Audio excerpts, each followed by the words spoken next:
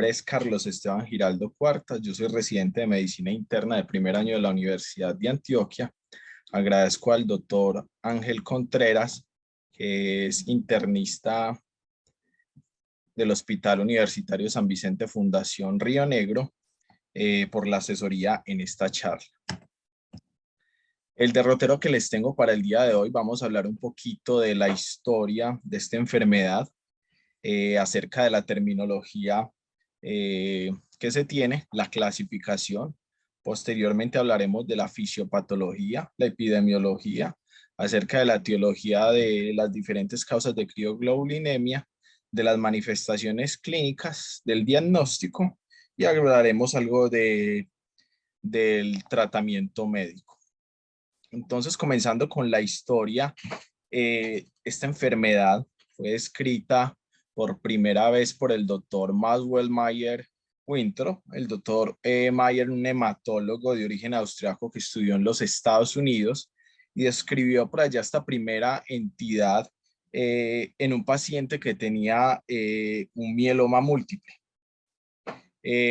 Después, Lanner y Watson en el año 1947 fueron los que le dieron el término a esto de la presencia de crioglobulinas.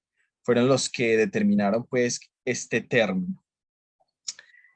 Para el año 1966, el doctor Meltzer y colaboradores describieron en 29 pacientes, realizados en un estudio con 29 pacientes que tenían crioglobulinemia, la presencia de púrpura, altralgias y debilidad. Esto se conoció como la triada de Meltzer, que se presenta en los pacientes que tienen esta entidad, y que más adelante vamos a ver qué tanto se presentan esta sintomatología en los pacientes. Referente a la terminología, hay algo importante que hay que aclarar, y es que la crioglobulina, la presencia de crioglobulinas en el suero. La crioglobulinemia es la presencia de las crioglobulinas en el suero de un paciente, y la vasculitis crioglobulinémica es realmente la enfermedad. Pero de todas maneras, es muy común que se utilice de manera diferenciada la crioglobulinemia para referirse como tal a la enfermedad, a las manifestaciones clínicas que se presentan producto de la presencia de las crioglobulinas. Referente a la clasificación, el doctor Jean-Claude Broed dio esta clasificación por allá en el año 1974, describiendo en 86 pacientes las diferentes concentraciones de inmunoglobulinas que se presentaban en estos pacientes con crioglobulina. De aquí es donde se tomó esta clasificación en tipo 1, que era monoclonal, la tipo 2 y la tipo 3, que son crioglobulинemias mixtas. La tipo 2 ya vamos a hablar un poco más de ellas, y esta era la clasificación original, que hoy en día es la misma que seguimos utilizando. Entonces aquí, como podemos ver, la dividimos en tres tipos realmente. La tipo 1, que es monoclonal IgM, muy raro que se presente realmente como otros tipos como IgG o IgA, y esta ahorita detallamos más, pero básicamente se presentan desórdenes linfoproliferativos. La tipo 2 realmente es una condición que se presenta sobre todo en una combinación de monoclonal tipo IgM y policlonal IgG, perdón, IgG. Mientras que la tipo 3 es una presencia de policlonal IgM y policlonal IgG. Esta tipo 2, tipo 3, que es digamos que una variante donde se considera como una crioglobulinemia mixta, es aquella donde se hay una presencia sobre todo oligoclonal IgM y policlonal IgG, y se puede decir tanto que hay como una transición entre una y la otra, entre la 2 y la 3. Básicamente, entonces, esa es la clasificación que se ha utilizado a través de los años, y que hasta el día de hoy esta permanece vigente, y es la que utilizamos para clasificar esta enfermedad. Hablando un poquito de la fisiopatología de la entidad, lo que se produce en estas entidades, tanto en la tipo 1, 2 y 3, es que hay una proliferación no controlada de las células B. Y lo que hace es que se produce una expansión, ya sea mono, oligo o policlonal de inmunoglobulinas, y básicamente eso es lo que produce la enfermedad. Va a haber entonces hay una producción aberrante de autoanticuerpos y todo esto es lo que va a producir la lesión y los diferentes daños en los órganos, ya sea básicamente por una oclusión o por la formación de inmunocomplejos. Las manifestaciones clínicas también tienen unas variables que pueden determinar o no la presencia de la enfermedad. En el caso de la tipo 1, por ejemplo, determinantes como el pH, las interacciones no covalentes, la cantidad de concentración de hemoglobinas y la temperatura pueden ser factores que hay que tener en cuenta a la hora de que se produzca como tal se manifiesten estas crioglobulinas como una enfermedad. Entonces, hablando específicamente de la enfermedad, lo que tenemos en la tipo 1, que sabemos que es monoclonal IgM, es una entidad donde hay una precipitación que se da de estas inmunoglobulinas por el frío y esto va a producir induce un proceso microtrombótico. Entonces, lo que se producen son agregados que producen obstrucción como tal física de los vasos sanguíneos muy rara vez en la tipo 1 que estas manifestaciones se den por la presencia de complejos inmunes y es muy determinante en esta enfermedad diferentes condiciones como por ejemplo las que mencionamos anteriormente como la temperatura, el pH, factores de coalescencia que me favorezcan o no a la manifestación clínica de esta entidad. Ahora, las características básicamente son unas vasculitis que son de tipo oclusivas. En esta entidad, por la cantidad de inmunoglobulina, se puede presentar un síndrome de hiperviscosidad y raramente una vasculitis como tal. Esta se caracteriza sobre todo por tener un factor reumatoideo negativo. Mientras que en la tipo 2 y en la tipo 3, básicamente lo que hay es una infección crónica.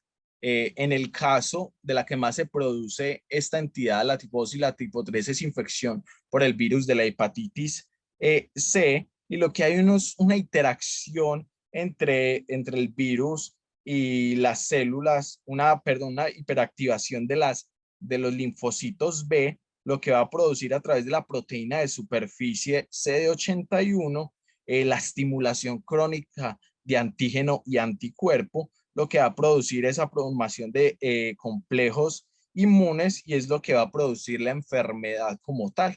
Ya vamos a hablar un poco más centrado acerca de esta entidad. Esta se caracteriza básicamente por tener un factor reumatoide que es positivo y además la manifestación clínica principal en esta entidad es es la presencia de vasculitis. Muy raro que en esta se produzca un síndrome de hiperviscosidad. Entonces, hablando sobre todo un poquito más de la crioglobulinemia tipo 2 y tipo 3, la mixta, básicamente es una entidad que la que más se ha descrito por prevalencia es su fisiopatología a través de la infección del virus de la hepatitis C. Entonces, lo que se produce es que este virus de la hepatitis C es capaz de infectar tanto a los linfocitos B como a los hepatocitos. Básicamente esto se produce porque el hepatocito, porque básicamente porque estas membranas, estos CD81 están presentes en ambas células y esto se une pues a diferentes complejos de proteínas, también como los CD21, los CD19. Cuando se activa como toda esta envoltura con la unión del virus de la hepatitis C, lo que se produce es una expansión policlonal de todas estas inmunoglobulinas. Además, hay una estimulación antigénica crónica que produce toda esta sobreexpresión de las células B y va a producir todas estas manifestaciones, toda esa producción de policlonal, oligoclonal o monoclonal de inmunoglobulina M o inmunoglobulina G. Toda esta, adicionalmente, todo lo que se produce, esta proliferación de las células B inducida por esta infección del virus de la hepatitis C, hay una disminución también del umbral de activación de los autoanticuerpos, y lo que se produce también es una producción muy grande, generalizada, de todos estos complejos inmunes que también son los que producen a nivel de los macrófagos. Lo que se produce es que no hay una correcta lisis de todas estas inmunoglobulinas, se producen diferentes citoquinas y a nivel de las diferentes estructuras, en los diferentes órganos, se producen diferentes tipos de daño endotelial. El compromiso puede ser en diferentes áreas, puede ser en la piel, puede ser en los riñones. Entonces, estas son las manifestaciones básicamente que se produce.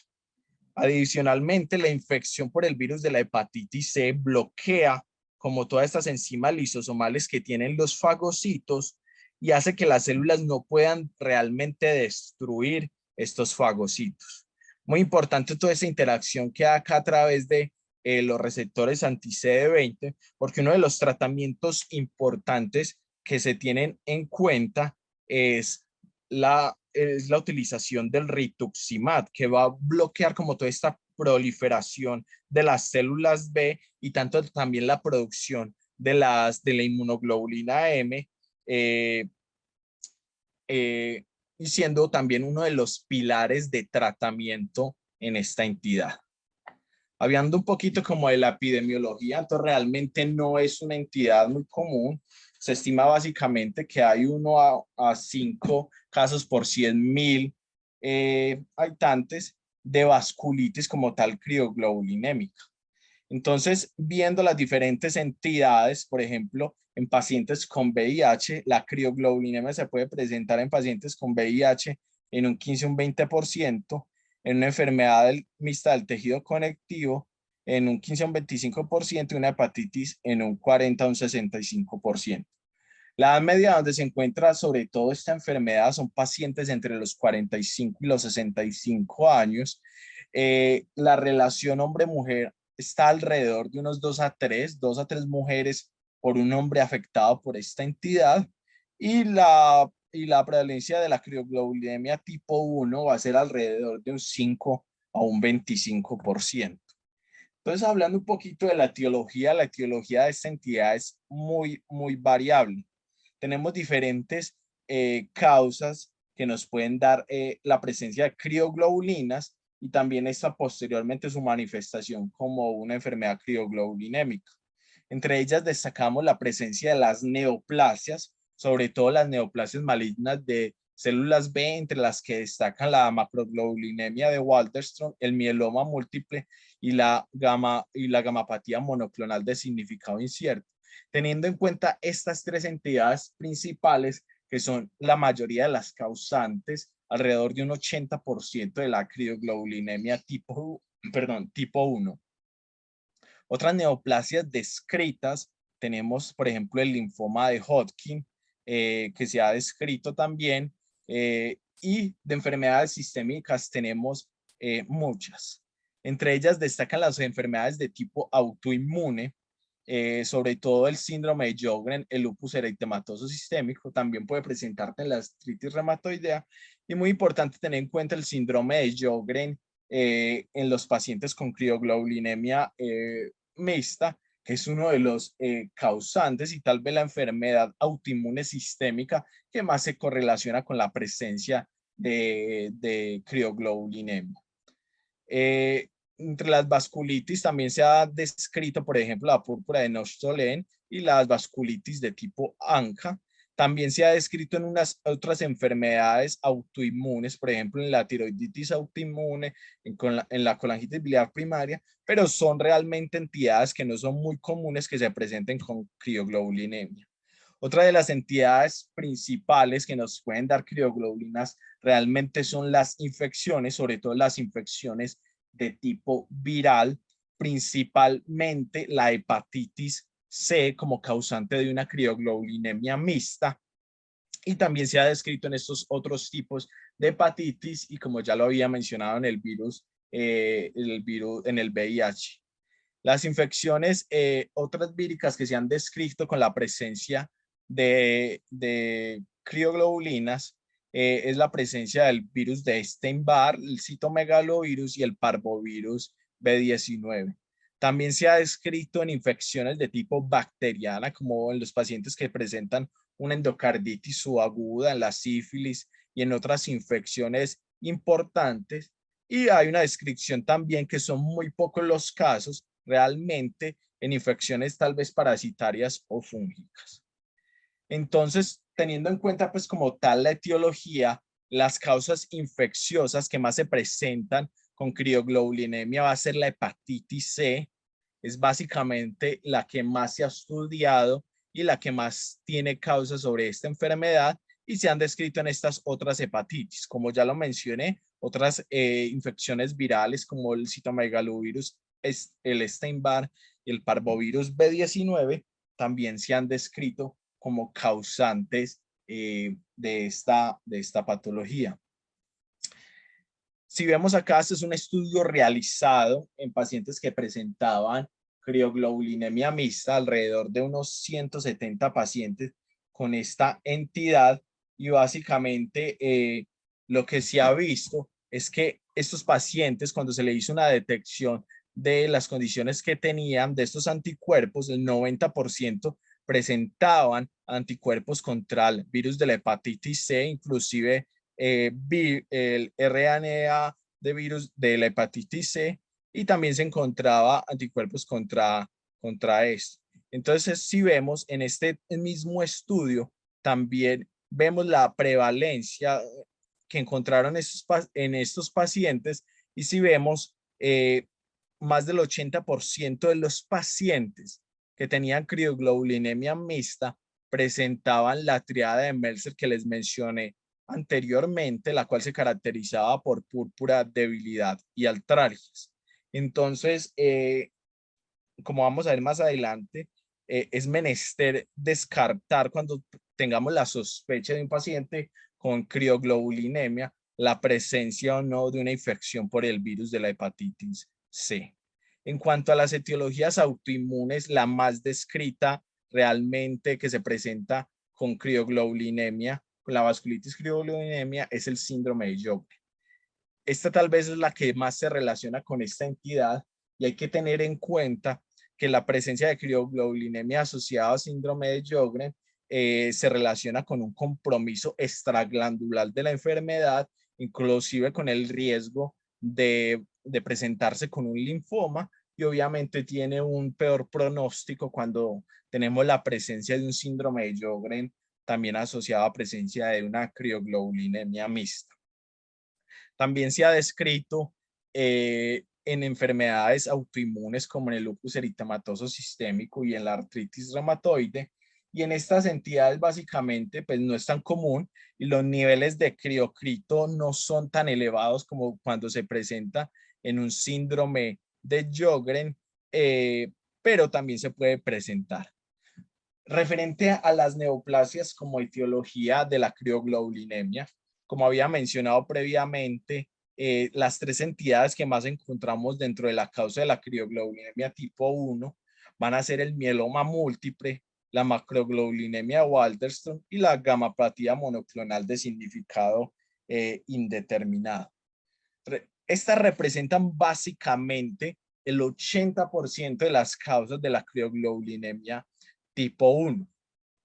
Referente a la crioglobulinemia mixta, la etiología neoplásica que tal vez más se ve relacionada con esta enfermedad van a ser los linfomas B de bajo grado, sobre todo el linfoma MAL, y el linfoma de la zona marginal, que básicamente son los que más se han presentado como etiología neoplásica hematológica de la crioglobulinemia mixta tipo 2.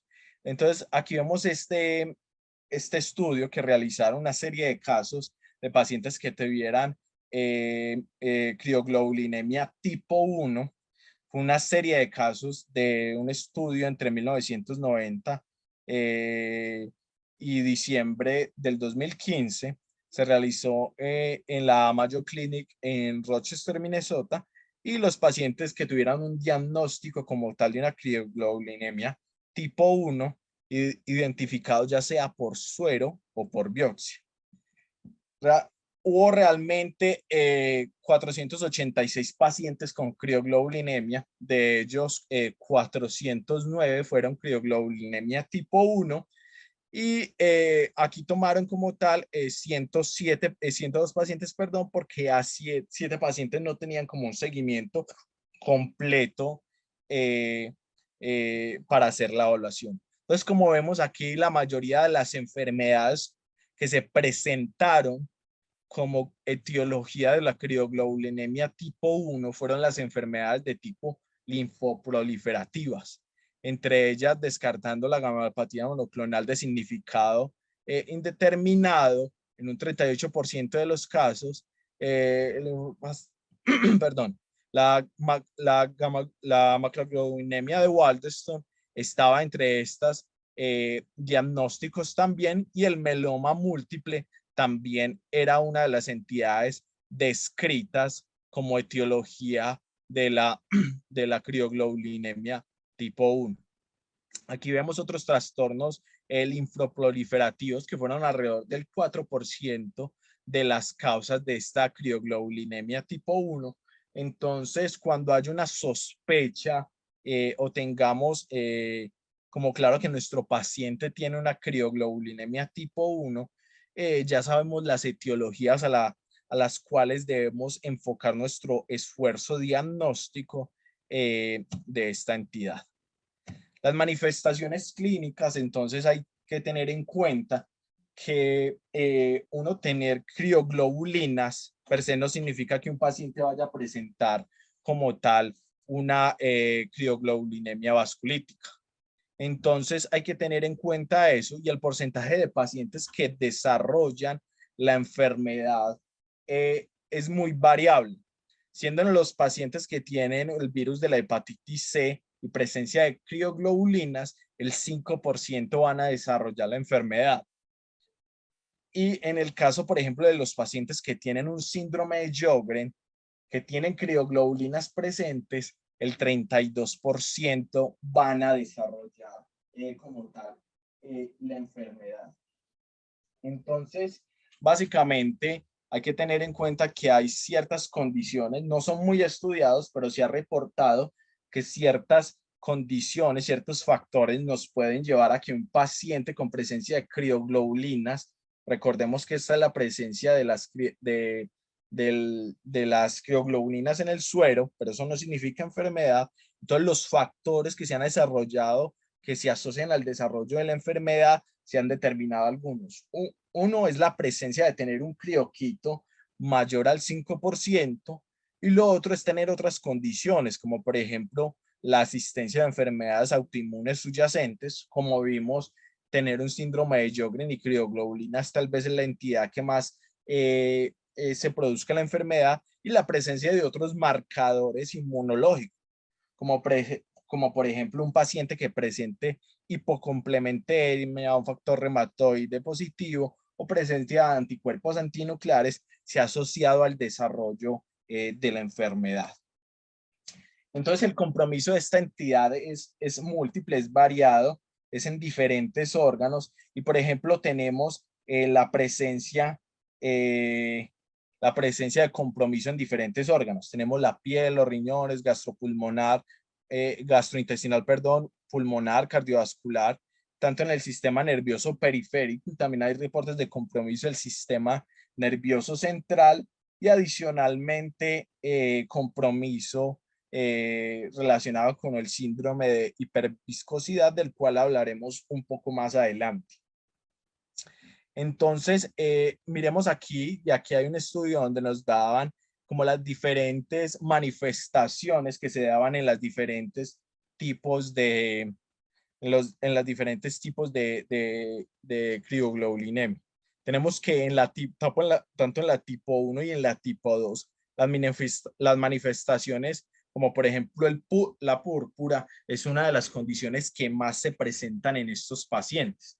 También hay otras manifestaciones como el fenómeno de Raynaud, las úlceras o la necrosis distales, los síntomas de urticaria o síntomas inducidos por el frío realmente son más característicos de una crioglobulinemia tipo 1. La presencia del lívido también se presentan estas entidades. Las artralgias y la artritis también se pueden presentar en estas condiciones, teniendo en cuenta algo, y es que cuando se presenta con artralgias y artritis, por lo general no es una artritis que sea de tipo erosiva. Es algo a tener en cuenta, y cuando se presentan estas condiciones, cuando hay una artritis de tipo erosiva, pensar que el paciente pueda tener un síndrome de superposición, que tenga también una artritis reumatoidea, por ejemplo. El compromiso en el sistema nervioso, en el tipo periférico, es mayor en la crioglobulinemia de tipo mixta, sin tener unos valores despreciables también en la tipo 1. El compromiso en el sistema nervioso realmente es algo que no es muy común, es muy raro, tal vez se presente más en la crioglobulinemia mixta, y el compromiso renal sí es una condición que se puede presentar en ambas entidades. Otros órganos involucrados como el gastrointestinal, el cardíaco y el pulmonar realmente son raros, pero no podemos olvidar que es una entidad que también puede comprometer estos órganos. Entonces aquí vemos, por ejemplo, las diferentes manifestaciones clínicas de la enfermedad. Aquí vemos por una, la presencia de púrpura en estos pacientes. Aquí vemos la presencia de úlceras. Aquí vemos, por ejemplo, la necrosis en los dedos, y aquí vemos, por ejemplo, una úlcera profunda. Entonces hay que tener en cuenta que las manifestaciones en piel tal vez sean las más comunes en estos pacientes. Del compromiso renal, la manifestación realmente es algo tardía. El paciente se presenta entre las características diagnósticas y de laboratorio con proteinuria y hematuria. Se puede presentar tanto como un síndrome nefrótico y un síndrome nefrítico, siendo más común el primero. Y cuando hacemos los estudios de biopsia en estos pacientes, lo que más se va a encontrar característica de una glomerulonefritis membrano proliferativa en un 85% de los casos. Se ha descrito otros hallazgos a nivel patológico, como la mesangial proliferativa o la focal, pero realmente la que más común se ve es la membrano proliferativa. Entonces aquí tenemos un estudio con 279 pacientes que presentaban obviamente esta condición, y el compromiso, cuando veían el compromiso renal, la mayoría, el 100% de estos pacientes, los 205 que evaluaron, el 100% tenían falla renal. La mayoría de estos pacientes, cuando se describía síndrome nefrítico o nefrótico, la mayoría presentaban un síndrome nefrótico, y como lo mencioné anteriormente, las características cuando hacían el estudio patológico, la mayoría de los pacientes presentaban era una glomerulonefritis membrano proliferativa. En cuanto al compromiso cardíaco, recordemos que no es una manifestación realmente muy común de la enfermedad, pero hay que tenerla en cuenta. Entonces se presenta en los pacientes que tienen esta enfermedad crioglobulinémica como una enfermedad microvascular. Hay falla cardíaca con FEBI reducida. Se puede presentar también como un infarto agudo del miocardio y una pericarditis aguda.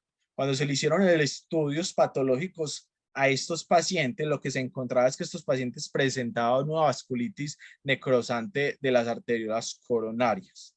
En cuanto al compromiso gastrointestinal, también es un compromiso que no es común, pero que hay que tener en cuenta, y las diferentes manifestaciones clínicas en este compromiso eran, por ejemplo, la isquemia intestinal, se presentaba con pancreatitis crioglobulinémica, dolor abdominal a nivel del hipocondrio derecho y se presentaba como una vasculitis también de los anexos a nivel gastrointestinal y compromiso del omen.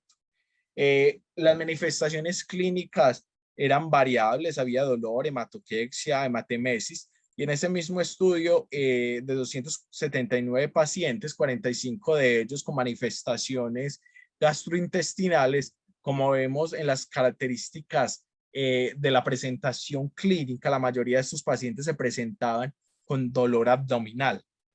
Otras manifestaciones eran sangrado con las deposiciones, perforación intestinal, hematemesis e hipermenorragia.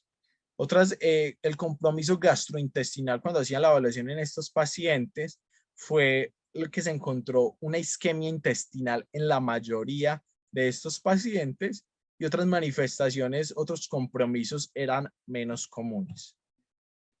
Referente al compromiso del sistema nervioso, realmente recordemos que el compromiso que más se da a nivel del sistema nervioso es al sistema nervioso periférico, pero en la crioglobulinemia tipo 2, tipo 3, puede haber un compromiso del sistema nervioso central, manifestándose básicamente con déficit agudo, subagudo, cefalea, convulsiones y parálisis en los pares craneales.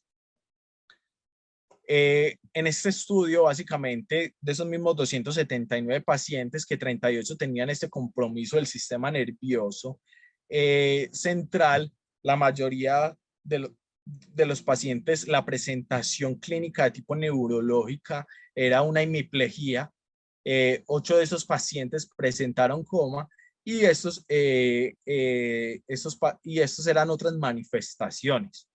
El compromiso en el sistema nervioso básicamente era uno, que se presentara como una isquemia, o lo otro era que se presentara como una vasculitis a nivel del sistema nervioso central.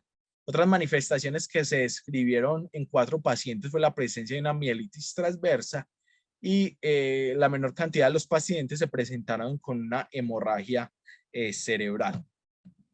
Referente a las manifestaciones de tipo pulmonar, se puede presentar con falla respiratoria, disnea y hemoptisis. Y cuando evaluamos básicamente estos pacientes, de esos 279, 18 pacientes tenían ese compromiso a nivel pulmonar y la presentación clínica como manifestación pulmonar, lo principal es la falla de tipo respiratoria, presentándose además otras características como la hemoptisis y la disnea. Y básicamente la mayoría de estos pacientes lo que presentaron fue una hemorragia pulmonar como desencadenante de todos estos síntomas. Otra de las condiciones clínicas a tener en cuenta es básicamente el síndrome de hiperviscosidad. Este síndrome de hiperviscosidad se caracteriza porque se desarrolla sobre todo en los pacientes con crioglobulinemia tipo 1 por la cantidad de clonas que se producen de IgM, son en gran cantidad y eso es una manifestación clínica importante. Es muy rara que se presente en una crioglobulinemia mixta y el compromiso básicamente va a ser neurológico, ocular y a nivel de oídos y boca. Entonces, básicamente, este compromiso a nivel de oídos y boca se puede presentar con epístasis, hemorragia gingival, gastrointestinal o retinal. Los compromisos a nivel ocular se han manifestado como papiledema, visión borrosa, inclusive la presencia de hemorragias o trombos a nivel de la arteria retinal de manera bilateral. Y a nivel neurológico, los pacientes se pueden presentar como somnolencia, coma, convulsiones y ataxia. Y se puede manifestar, obviamente, en algunos casos, que los pacientes se presenten con una falla cardíaca, con un compromiso, con un gasto cardíaco alto. Referente al diagnóstico, hay que tener en cuenta que hay que sospechar la entidad, hay que tener en cuenta las diferentes presentaciones clínicas y como lo vimos anteriormente, entonces estas manifestaciones clínicas los pacientes se pueden presentar con unos síntomas generales como fiebre, fatiga. Recordemos que la púrpura, ese compromiso a nivel cutáneo, realmente es el más común, tanto en la crioglobulinemia tipo 1 como en la mixta, las necrosis cutáneas, las artralgias en rodillas y manos, la presencia de urticaria asociada al frío. Recordemos que es una entidad que se presenta esta manifestación, esta urticaria en la tipo 1.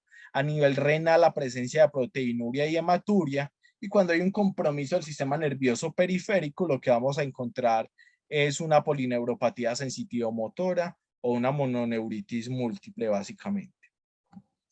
Entonces, uno de los temas importantes es la toma y la confirmación de estas crioglobulinas.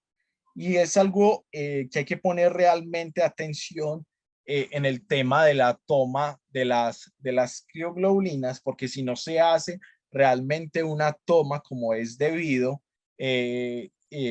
podemos estar ante la presencia de falsos positivos o falsos negativos, que ya mencionaré cuáles son.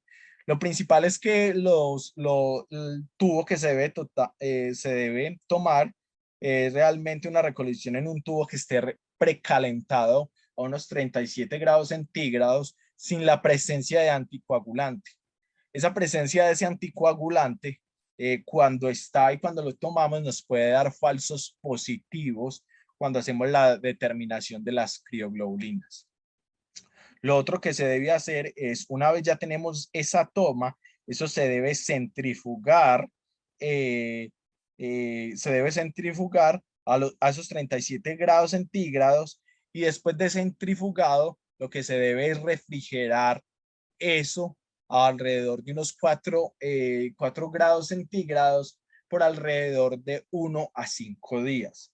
Hay un determinante importante, y es que en los casos de la crioglobulinemia tipo 1, cuando vamos a ver posterior que ya hay la formación de este precipitante, como lo vemos acá, en los casos de la crioglobulinemia tipo 1 puede ser suficiente inclusive con 24 horas, inclusive en diferentes casos, hasta en 90 minutos ya hay la presencia de este precipitante. No es el caso, por ejemplo, de la crioglobulinemia mixta, que necesita alrededor de unos 3 a 5 días, inclusive hasta 7 días, a esta temperatura para, para ver la presencia de este precipitado. Entonces, eso es lo primero que se hace. Después de eso, de tener este precipitado, lo que se hace es un lavado, básicamente 3 a 6 veces con solución salina fría, y lo que se hace ya es una determinación básicamente por medio de inmunofijación, ELISA, otros inmunoensayos, la presencia de la concentración de estas crioglobulinas. Ahora, una de las cosas es el crioquito, que es la presencia obviamente de este precipitado que tenemos acá. Básicamente este se determina midiendo, uno, el suero inicial que tenían, y comparado con el precipitado. Entonces, básicamente esto nos va a dar un porcentaje. Por lo general, los pacientes que no tienen crioglobulinemia, estos pacientes van a tener un criocrito de 0 básicamente, y ya decimos que hay positividad cuando tenemos un criocrito de 1,5 a 1%, o una concentración de crioglobulinas mayor a 50 microgramos sobre decilitro. Hay que tener en cuenta, y es que básicamente cuando tenemos la presencia de este criocrito, este porcentaje no se relaciona mucho con los síntomas que tiene nuestro paciente, excepto en el caso del síndrome de hiperviscosidad, que sí tiene una relevancia clínica este valor de criocrito. Cuando miramos las diferentes entidades, tanto la tipo 1 como la tipo 2, la tipo 1 básicamente va a tener alrededor de unos valores de criocrito entre un 2 a un 7%, y básicamente la tipo 2 y la tipo 3 van a tener unos valores alrededor de 2 a 3%. Tener en cuenta obviamente los falsos negativos cuando no se hace realmente este procedimiento como es debido, y los falsos positivos cuando la muestra se toma con anticoagulante. Es por eso, y como vamos a ver ahora en un algoritmo, es necesario en ocasiones tomar una segunda prueba. Aquí básicamente vemos la correlación y los valores de estas crioglobulinas cuando vemos los valores, y como vemos la que más los valores que se pueden presentar de las crioglobulinas cuando hacemos la determinación de las mismas. Como dije al final, ya después hay que hacer un análisis por espectrometría, un análisis de inmunofijación electroforesis para ver qué tipo de inmunoglobulina es la que estamos teniendo en este caso. Otros laboratorios importantes a tener en cuenta son el complemento, que este es importante, sobre todo C4, que es, este se reduce sobre todo en los pacientes con crioglobulinemia mixta. El factor reumatoideo, recordemos que es negativo en la tipo 1, positivo en la tipo 2, y las serologías para ver, recordemos que la principal etiología que se relaciona con la crioglobulimia son el virus de la hepatitis C, y otros paraclínicos a determinar son, por ejemplo, los básicos, los anticuerpos, dependiendo de la sospecha clínica, y reactantes de fase aguda. En cuatro otros exámenes que realizamos, básicamente hay que tener en cuenta que cuando existe la sospecha diagnóstica, y recordemos que una prueba negativa de crioglobulinas, el determinante de las crioglobulinas, una prueba negativa no nos excluye la enfermedad, y otras características que podemos encontrar son en las biopsias. La biopsia de piel podemos encontrar una vasculitis leucocitoclástica, en la biopsia de nervio y músculo podemos encontrar trombosis alrededor de los vasos y un compromiso a nivel perineural. La biopsia renal, recordemos que lo que encontrábamos sobre todo era un compromiso membranoproliferativo, y en la médula ósea básicamente lo que vamos a hallar son todos esos hallazgos linfoproliferativos de entidades que se presentan en la crioglobulinemia tipo 1. Otros exámenes a realizar, por ejemplo, son la electromiografía. Recordemos que los hallazgos básicamente en los casos de compromiso del sistema nervioso periférico pueden ser la mononeuritis múltiple, y el TAC de tórax y abdomen dependiendo de nuestra sospecha clínica. Otros hallazgos, por ejemplo, en pensar que nuestro paciente tenga algún tipo de neoplasia. Entonces aquí vemos este gráfico básicamente que nos ayuda básicamente a llevar esquemáticamente cómo podemos hacer este diagnóstico. Y miramos que lo primero que examinamos son los síntomas que tiene nuestro paciente. Hay que hacer una detección de estas crioglobulinas y complementar sobre todo pues con otros estudios, factor reumatoideo, tener en cuenta que las biopsias y otros exámenes son importantes y son una herramienta diagnóstica que nos ayudan en esta enfermedad. Y si vemos aquí, cuando tenemos unas crioglobulinas negativas, realmente hay que repetirlas por lo menos unas 2 veces. Y este algoritmo nos propone, dependiendo de cómo encontremos estos valores y estos hallazgos diagnósticos, y básicamente cuando hay un factor reumatoideo negativo, recordemos que es más de tipo 1 y un positivo más de tipo 2, y mirando ya sobre todo hay que hacer los exámenes complementarios, recordando que la mayoría de los casos de la tipo 2 está descrito por el virus de la hepatitis C. Entonces, si este es negativo, mirar otro tipo de entidades que se puedan presentar, entre ellas las enfermedades autoinmunes, recordemos el síndrome de Sjögren, y en la tipo 1 recordemos que otras condiciones como el mieloma múltiple y otras enfermedades pueden estar asociadas a este tipo de manifestación en la crioglobulinemia tipo 1. Referente y rápidamente, el tratamiento es una enfermedad heterogénea básicamente, y la terapia debe básicamente estar dada, un tratamiento de la patología subyacente que me está desencadenando o perpetuando la enfermedad, y lo otro es el tratamiento sobre el daño específico que me están produciendo todas estas crioglobulinas. Todo es dependiendo del compromiso, si hay una manifestación leve, una manifestación moderada o grave de la enfermedad. En la tipo 1, básicamente el tratamiento va dirigido a la enfermedad de base de lo que tenga nuestro paciente, ese compromiso hematológico, por ejemplo, el tratamiento específico para el mieloma múltiple, y se puede utilizar también PLEX, los recambios plasmáticos en los pacientes que tengan síndrome de hiperviscosidad. En las enfermedades leves, en la crioglobulinemia tipo mixta, podemos dar un manejo con esteroides y analgésicos dependiendo del compromiso que tenga nuestro paciente, pero ya en los casos graves de la enfermedad, nuestro paciente va a requerir manejo sistémico más apropiado, inclusive pulsos con metilprednisolona y después seguir manejo con prednisolona, y está descrito, como vimos, el uso de rituximab y ciclofosfamida. Una de las cosas muy importantes, y es que también se debe junto con esto dar un tratamiento antiviral específico en el paciente que tenga ya sea una hepatitis C, una hepatitis B, o sea su entidad que le esté produciendo esta crioglobulinemia mixta.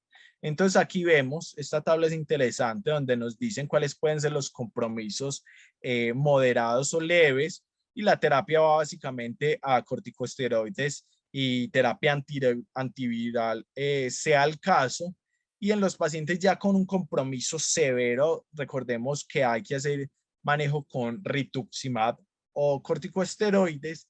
Y en los pacientes que tengan una condición ya sea amenazante de la vida, como por ejemplo una hemorragia alveolar, una glomerulonefitis rápidamente progresiva, un compromiso del sistema nervioso, el tratamiento va dirigido a realizar recambio plasmático, corticosteroides y rituximab. Obviamente teniendo en cuenta pues todas las cosas, no se puede hacer un manejo conjunto de dar rituximab y al tiempo dar recambio plasmático, obviamente porque barremos el rituximab, y siempre cuando el caso sea de una hepatitis C, dar manejo con la terapia antirretroviral.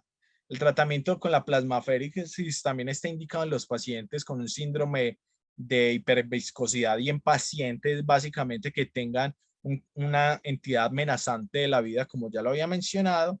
También en las úlceras que sean refractarias y la presencia de un cridoquito muy alto, por encima de 10%, que se puede ver en esta entidad.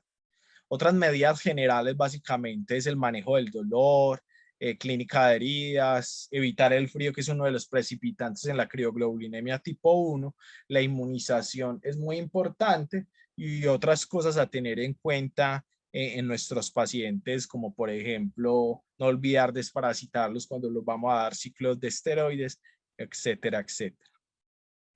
Y finalmente, mirando aquí como los factores pronósticos, esto es una corte retrospectiva francesa de un seguimiento a 35 meses de pacientes, como mirando causas de muerte y factores pronósticos de sobrevida, y se desarrolló un score pronóstico.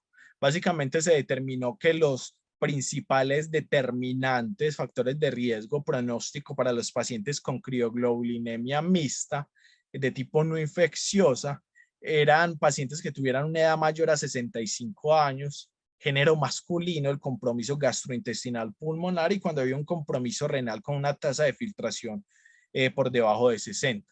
Entonces, si miramos aquí la sobrevida, por ejemplo, de los pacientes que tuvieran un compromiso no infeccioso y un compromiso infeccioso de la enfermedad, básicamente no había como una diferencia en estas dos entidades. Pero cuando los separamos por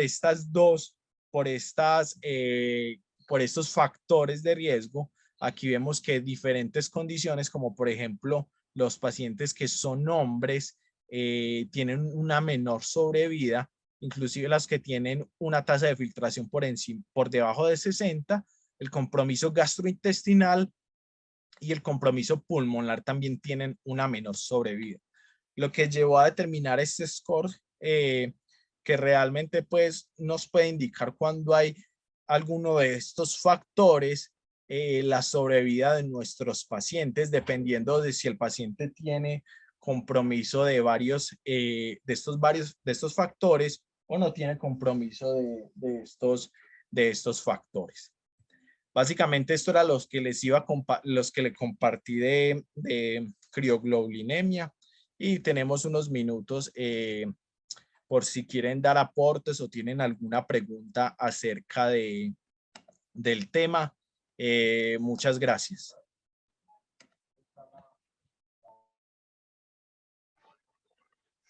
Carlos, buenos días. Muy buen trabajo, te felicito. Fue muy buena la presentación. Tenía una pregunta para ti y es, ¿existe una forma de evaluar con laboratorio la actividad de la enfermedad? Y en cuanto a la utilización de la electromiografía, ¿debería ser de rutina para todos los pacientes o guiada por la clínica? Bueno, de mirar como tal, pues la actividad de la enfermedad, lo que hacemos es fijarnos básicamente, obviamente, el tema del criocrito las inmunoglobulinas, es lo que hacemos, porque realmente uno recordemos que la presencia per se de las crioglobulinas en suero no se correlaciona básicamente con los síntomas, excepto básicamente los pacientes que tienen un síndrome de hiperviscosidad. En el caso del compromiso del sistema nervioso periférico, pues se le podría hacer a todos los pacientes, pero digamos que es más guiado por la clínica y las manifestaciones que se presenten. Recordemos que si bien el compromiso del sistema nervioso periférico se presenta más en los pacientes con crioglobulinemia tipo 2, no es algo que se presente en todos los pacientes. Se presenta alrededor del hasta el 75% y en la tipo 1 hasta el 50%. Entonces, considero que debe ser como más guiado por la clínica que presentan los pacientes. Pues normalmente en la cloroniemia mixta utilizamos, y ahí Estefanía nos dirá, pues, utilizamos los niveles de C4 para evaluar la actividad de la enfermedad. Cuando intervenimos al paciente, uno trata de evaluar cómo se comporta el C4 y ver si la enfermedad, además de la evolución clínica, si la enfermedad está respondiendo al tratamiento. No sé si tengamos alguna pregunta, algún aporte de Estefanía. Bueno, la electromiografía, pues lo ideal es hacer exámenes que están guiados por la clínica del paciente, pero ante la mínima sospecha, pues hay que tratar de documentar el compromiso nervio periférico.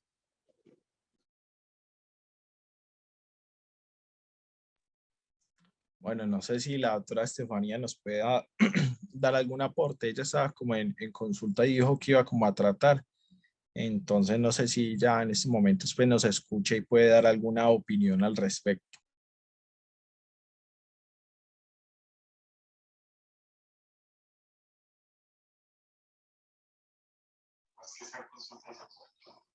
Bueno, ¿no hay alguna pregunta en el chat o alguna? No veo.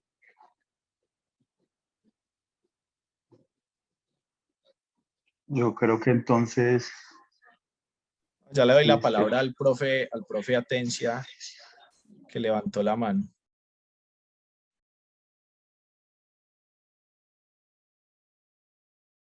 Profe, bien puede activar el micrófono. ¿Me escuchan ahí, Sí, Carlos? profe.